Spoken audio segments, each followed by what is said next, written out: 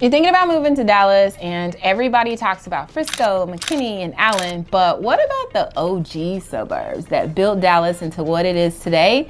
The ones that have been here since the beginning with established neighborhoods, mature trees, and character you cannot replicate. Today, I'm gonna break down the 4 original Dallas suburbs, in my opinion, including Richardson, Carrollton, Plano, and Garland, and why these classic communities are still some of the best places to call home. Plus, I'll tell you which ones offer the best value and which ones might surprise you with what it has to offer. So I'm Dee Walton, your local real estate expert here in the DFW, and every week I help people like you figure out where to live and what to expect and how to make the right move to DFW. So if you're exploring Dallas and you want some real talk, not the hype, you're in the right place. So first up is Richardson. Richardson is legendary for being the heart of the telecom corridor. This is where Texas Instruments, Ericsson, and dozens of other major tech companies set up shop decades ago, and it's basically the original Silicon Valley of Texas. In Richardson, the average home prices right now are anywhere between $450,000 to $490,000, offering really good, incredible value with established neighborhoods and some mature landscaping. The schools in Richardson are consistently ranked in the top 20% of districts. Currently, they are number 47 out of 883 districts in Texas for academics.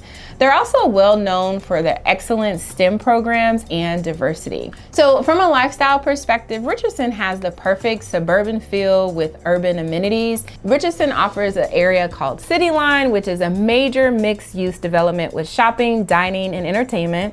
There is a professional theater and performing arts venue. You're also gonna have the Cottonwood Park, which is a massive recreation complex that has trails, sports facilities, and you'll also have the Wildwood Inn, which is a historical local landmark and event venue.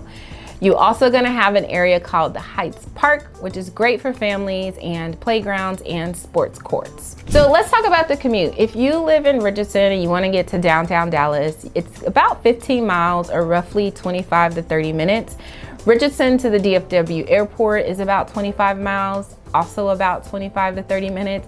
And it also has really great options if you want to access the DART. So who is Richardson great for? Tech professionals, established families, and anyone wanting suburban comfort with city conveniences. So let's talk about the next, what I believe to be one of the OG suburbs of Dallas, which is Carrollton. This is one of those cities where the locals have been keeping this gem to themselves.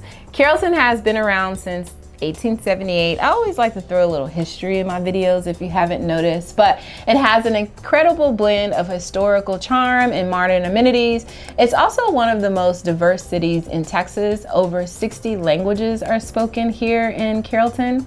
Currently, the average home price is around $460,000 to $487,000, and so you get a really good value for what you get in the area if you've seen the size and space of the homes. And from a school district perspective, Carrollton is a part of the Carrollton Farmers ISD, and it is number 52 in Texas. If you are in Carrollton, you may also be a part of Plano ISD, which is number 30 in Texas, and you also could be a part of Louisville ISD as well as Dallas ISD. So a lot of great options depending on your neighborhood of the school district that you may be tied into. So for things to do in Carrollton, you have the historical downtown Carrollton, which is a charming square with local shops and restaurants. You'll also have the Greenbelt Corridor, which is about 25 miles of trails connecting to other cities. You'll also have the A&W Perry Homestead Museum, which is a local history preserve. And you'll also have the festival at the Switchyard, which is an annual music and arts festival that they throw in Carrollton. Carrollton also has a farmers market that you can go to every weekend. And if you're looking for a great golf place, you can try out the Indian Creek Golf Club. So let's talk about the commute.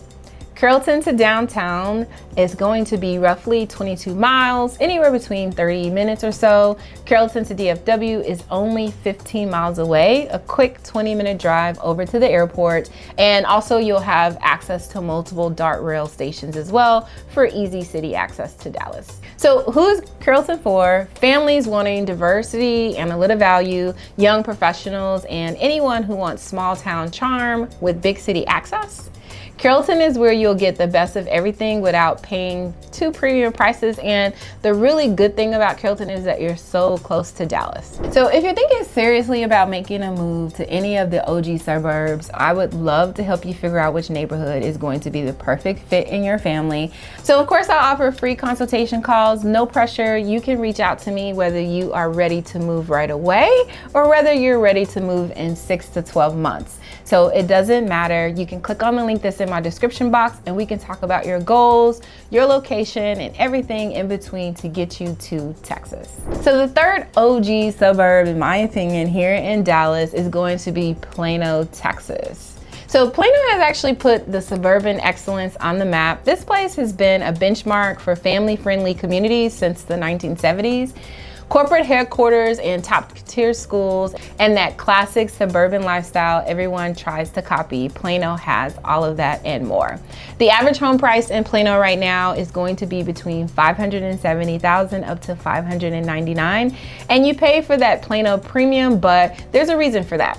So Plano ISD currently is number 30 out of 883 districts in Texas and number 326 out of 10,000 districts nationally. And it consistently produces the National Merit Scholars and some of the best facilities in the state when it comes to schools. So what is there to do in Plano? You have Legacy West, which is an amazing development area that includes upscale shopping, dining, and the entertainment district.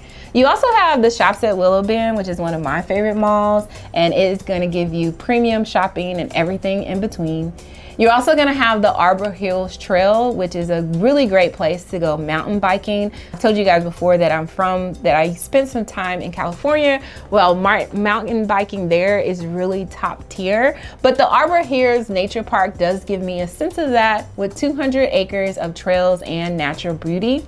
You're also going to have the Heritage Farmstead Museum, which is a historical working farm that is in Plano, which is really quite cool. You'll also have the Toyota Music Factory, which is a major concert venue at Legacy West. And you also have the annual Plano Balloon Festival, which is a really cool and major balloon festival here in the Dallas area. So if you're living in Plano and you need to get to downtown, that is going to be roughly about 25 miles, roughly about 30 minutes. And if you need to get over to the DFW airport, about the same, 25 to 30 miles, as well as 30 to 40 minutes. So who is Plano great for? Families prioritizing top schools, corporate professionals with tons of headquarters here, and anyone wanting that kind of classic, successful suburbs experience, but really good close proximity to Dallas. And last but not least is going to be Garland, one of the most underrated OG suburbs, if you ask me. Garland has been here since 1891, and honestly, it's one of the best value plays in the Metroplex. You'll get established neighborhoods, great amenities, and really great value for your home. Currently, the average prices in Garland are anywhere between $320,000 up to $340,000, which is really great prices when you look at the overall DFW Metroplex. From a school perspective, Garland is number 98 out of 883 districts in Texas. Pretty solid and consistent performance for the schools. Strong career and technical educational programs are offered in Garland ISD as well. So if you're looking for things to do in Garland, you're gonna have access to the historic downtown Garland Square. You'll also have access to the Firewheel Town Center, which is a major shopping and entertainment complex. If you're in Garland, you want to make sure you check out the Greenville Arts Center, which is a community theater and performing arts. And then you'll also have access to Lake Ray Hubbard, which is a waterfront activity and recreational center. And if you're commuting from Garland to get to downtown, it's roughly about 20 miles or 30 minutes. And if you're getting to the DFW airport, it's roughly about 35 miles or 40 or so minutes. So who is Garland great for? If you are a first-time home buyer, young families, and anyone wanting established suburban living without the premium price tag, then Garland should be definitely on the high list of considerations. So those are the 4 OG Dallas suburbs, in my opinion, that built the Metroplex into what it is today. These aren't the shiny new communities getting all the attention. They are established, mature neighborhoods with character that you really can't manufacture or recreate. Richardson with its tech corridor legacy, Carrollton with its hidden gem charm, and then Plano with its suburban excellence standard. Then you also have Garland with its incredible value proposition. So the thing about these OG suburbs is that they've got something that some of the newer communities and newer neighborhoods don't, which is a little bit of history, established trees, and communities that have been perfecting the suburban lifestyle for decades. So what do you think? Are you team new development, new cities like Frisco and Prosper, or are you teamed established communities? These OG suburbs have something that the new places just can't replicate, that sense of history, community that comes from decades of families calling this places home. So let me know in the comments, which of these 4 suburbs most surprised you? And don't forget to subscribe, and I will see you in the next video.